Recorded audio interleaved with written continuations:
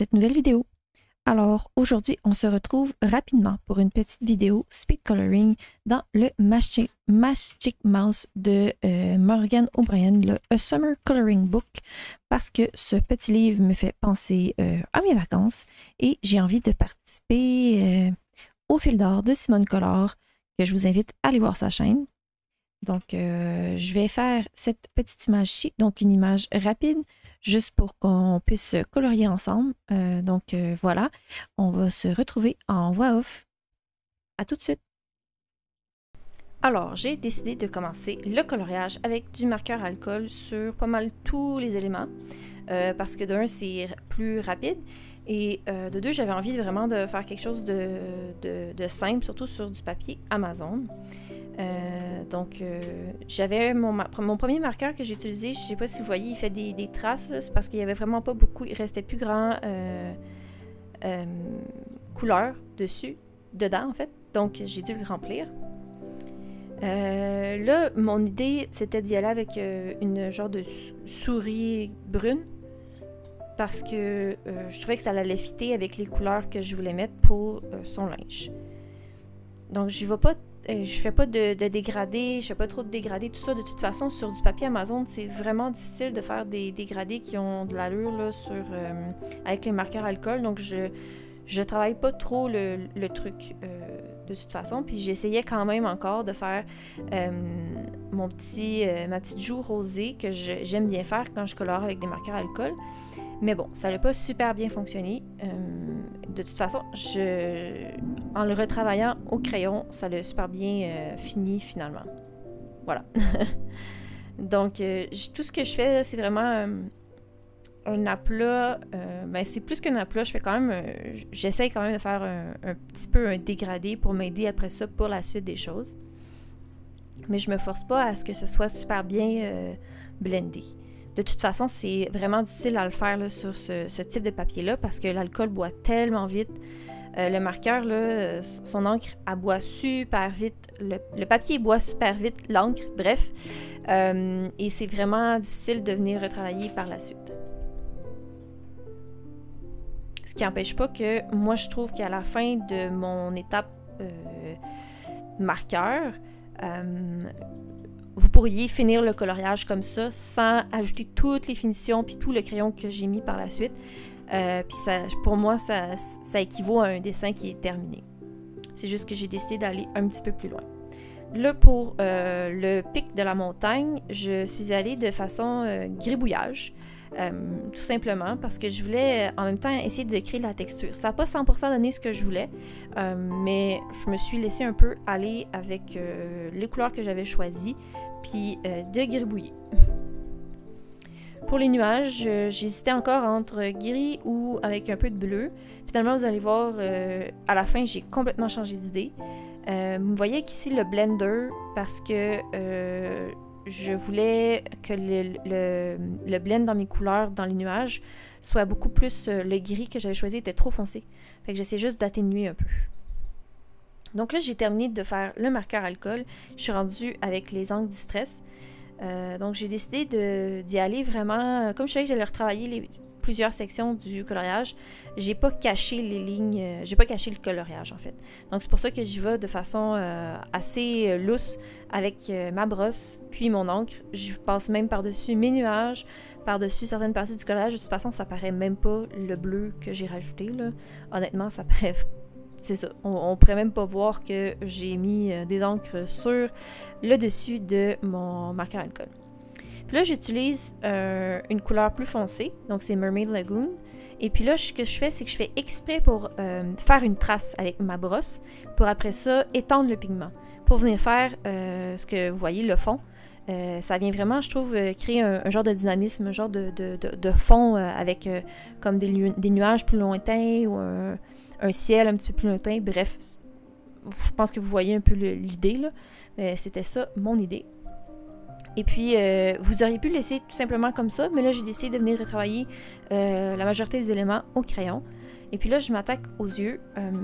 Vous m'avez vu faire une base 100% avec sur tout ce qui était noir. J'ai mis mon crayon Prismacolor blanc par-dessus parce que je voulais venir mettre du brun. Puis le brun, je voulais que le brun ressorte plus que le noir. Ça l'aide vraiment en faisant ça ici. Puis ça me permet aussi de faire des dégradés dans l'œil qui est noir au départ. Et puis là, je rajoute du bleu, du gris froid dans le blanc pour venir créer une genre de dimension. Puis là, j'essayais de voir où est-ce que je peux mettre mes points lumineux blancs. Vous pouvez l'effacer ou le gratter avec un crayon. Donc c'est pas grave si vous ne le mettez pas à la bonne place au départ. Ce que je fais aussi, on voit moins parce que c'est quand même très illuminé, là, mais aussi alentour de l'œil, surtout en haut, je suis venue vraiment mettre plus de lignes noires et de lignes brunes pour venir donner l'apparence aussi d'une profondeur avec l'œil qui est sur la souris. Vous allez voir mon chat se promener de temps en temps proche de moi sur mon coloriage, c'est normal. Ça y tentait de faire son apparence aujourd'hui. Donc là, ce que je fais, c'est que je viens prendre des bruns qui sont de couleurs similaires à ce que j'ai déjà mis ou des couleurs plus foncées ou plus pâles, juste pour venir créer un contraste. Fait que tout ce que je fais sur mon marqueur alcool, c'est que je fais d'autres traits. Je rajoute des traits. Et il y avait déjà des traits noirs pour faire une apparence de poils. Ce que je vais faire, c'est que je vais venir passer par-dessus. Je suis avec les Lightfast parce qu'ils sont un petit peu plus gras que les Polychromos. Donc, ils vont cacher un petit peu plus le noir des lignes pour l'effet poil. Donc, je fais juste faire des traits un peu partout. Et avec le jaune ocre, je viens aussi atténuer d'autres traits. Il paraît super bien sur le marqueur alcool, de 1. Puis de 2, ça nous permet aussi d'avoir des traits plus pâles dans le poil, l'effet poil que j'avais fait au départ. Vous m'avez vu retravailler un petit peu sa joue rosée. Donc tout ce que j'ai fait, c'est que j'ai atténué la différence qu'il y avait. Puis j'aime full ce que ça a donné. Et là, je suis avec un marqueur acrylique et j'ai décidé d'utiliser un marqueur acrylique avec une couleur beige, style ocre, jaune ocre, juste pour venir faire encore plus de texture, de duvet à ma petite souris. Je trouvais ça vraiment cute. Puis j'en ai mis où est-ce que il dépassait aussi du coloriage, juste pour venir créer aussi un dynamisme. Genre. Puis vous me voyez travailler aussi avec ma couleur plus foncée parce que des fois, je viens retravailler avec le crayon en dessous de la ligne que j'ai mis d'acrylique pour donner l'illusion que le poil plus blanc est comme plus à l'avant, donc plus à l'extérieur de son... Je sais pas comment dire, mais son duvet est comme... il est plus foncé proche de sa peau, puis plus pâle après, donc ça crée comme une dimension. Pas si c'est clair ce que je viens de dire, mais bon... Donc là, je fais exactement la même chose. Je travaille aussi les oreilles. J'ai rien fait de très différent. J'ai juste accentué les lignes. Je suis venue rajouter des couleurs que j'avais mis dans la peau, dans les oreilles. Tout simplement. Donc voilà. Là, je travaillais aussi avec des couleurs mon noir pour venir créer aussi...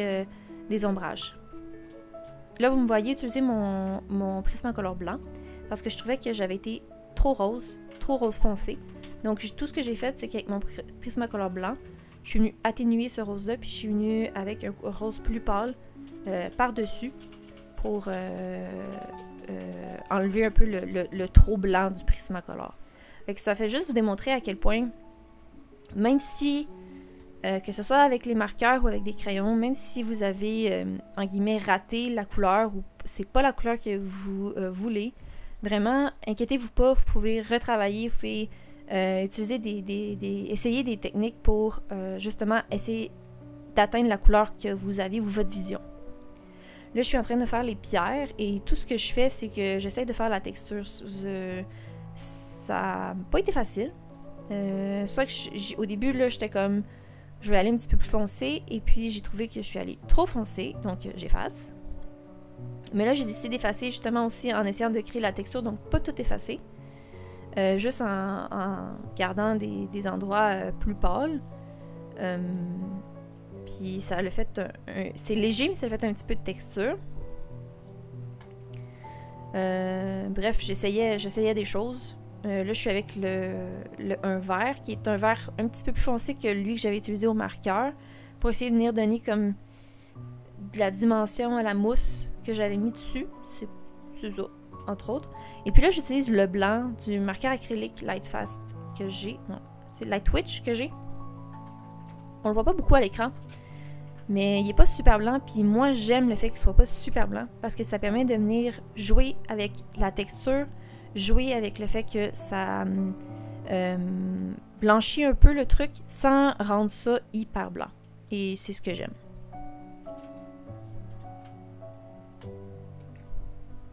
Je viens retravailler le dégradé du chapeau, comme il n'était pas 100% à mon goût avec les marqueurs alcool. Voilà. Je rajoute la petite joue rosée sur le serpent.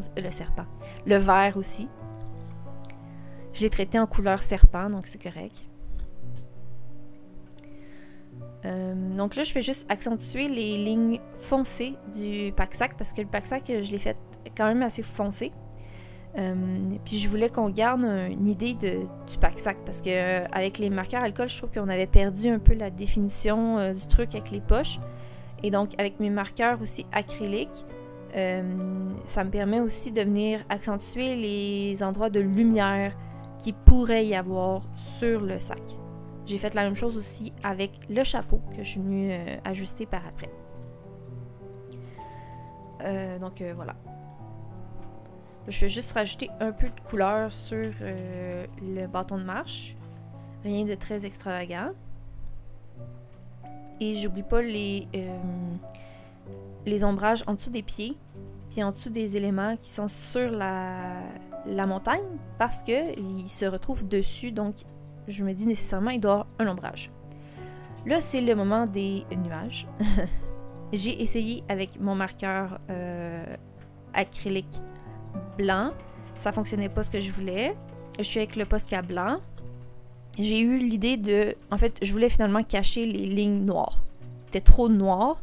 Donc, je me suis dit, je vais mettre de la peinture avec mon pinceau en brush un peu, à sec, la peinture acrylique blanche. Là, je suis avec la Distress Paint couleur Picket Fence. Donc, c'est un blanc qui est pas hyper opaque. Donc, je pensais que ça allait fonctionner parce que ça allait donner l'illusion des nuages et tout, puis ça allait cacher un peu les lignes. Mais finalement, c'était trop pas assez caché à mon goût. Donc, je viens utiliser avec un pinceau un petit peu plus petit du bleu. Donc là, je suis avec le Tumble Glass dans la peinture acrylique, donc dans la Distress Paint, pour venir un peu cacher les nuages, puis un petit peu plus aussi créer une opacité à la peinture que j'avais déjà mis, donc cacher un petit peu plus les lignes noires. Vous voyez, à l'écran, on les voit presque plus.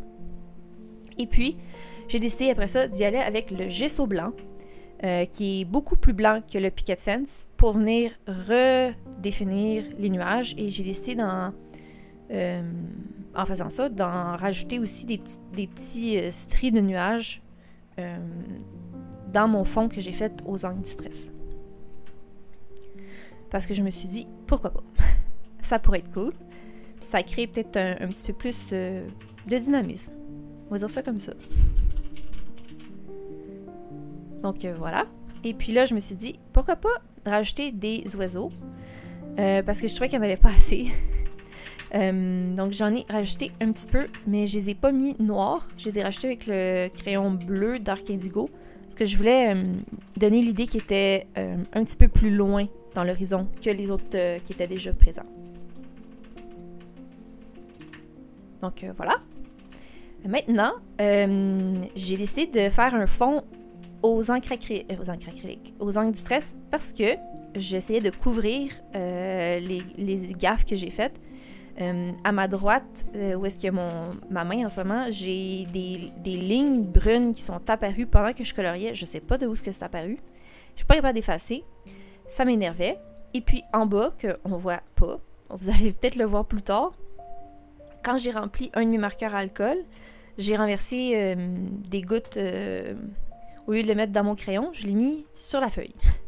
Donc, c'était pas dans mes plans de faire un fond autre que ce que j'avais déjà fait, mais je me suis dit, bon, vas-y, essaye de cacher la misère avec un fond style, pas parchemin, là, mais un petit fond beige. Donc là, je suis avec le Antique Linen. Et j'ai eu de la misère parce que j'avais oublié à quel point c'était désagréable de faire de l'encre distress sur une feuille aussi mince que ça, parce qu'à un petit endroit assez déchiré, quand j'utilisais ma brosse, ça se pliait, comme vous voyez là. Donc, c'était pas très agréable, mais j'ai réussi à faire ce que je voulais, donc au moins il y a ça. Voilà. Là, je suis avec le Tea Dye, donc une couleur juste un petit peu plus foncée, pour venir créer aussi un contraste. Je pensais que j'allais avoir besoin juste de ces deux couleurs-là.